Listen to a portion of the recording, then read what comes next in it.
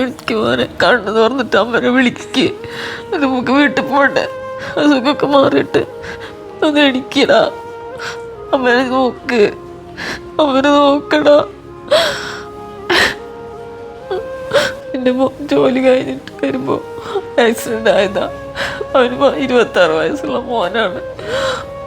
അവൻ്റെ ചികിത്സയ്ക്ക് ഒരുപാട് പൈസ ആവശ്യം വന്നു. ഇതുവരെ നാട്ടുകാരുടെ അവർ സുഹൃത്തുക്കളുടെ അപ്പം ജോലിയുടെ സ്റ്റാഫുകളൊക്കെ സഹായത്തോടെ കൂടെയാണ് ഞങ്ങൾ മുന്നോട്ട് പോയത്.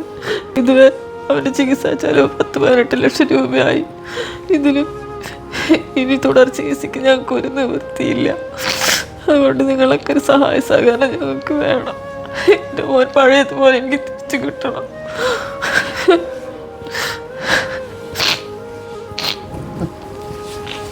നമസ്കാരം, ഞാൻ സുശാന്ത് നിലമ്പൂരാണ്. ഞാനിപ്പോൾ കോട്ടയ്ക്കൽ അൽമാസ് ഹോസ്പിറ്റലിലാണ് സംസാരിക്കുന്നത്. എൻ്റെ കൂടെയുള്ള രഞ്ജിത്ത് എന്ന് പറയുന്ന 26 വയസ്സ് മാത്രം പ്രായമുള്ള ഈ ഒരു ചെറുപ്പക്കാരന് ലോറി അപകടം പറ്റിയതാണ്. ഇന്ന് ഈ അവസ്ഥയിലാണ് രഞ്ജിത്ത് കഴിയുന്നത്. ഇത്രയും നാളത്തെ ചികിത്സയ്ക്ക് 18 ലക്ഷത്തോളം കുടുംബത്തിന് ചിലവാക്കേണ്ടി വന്നു.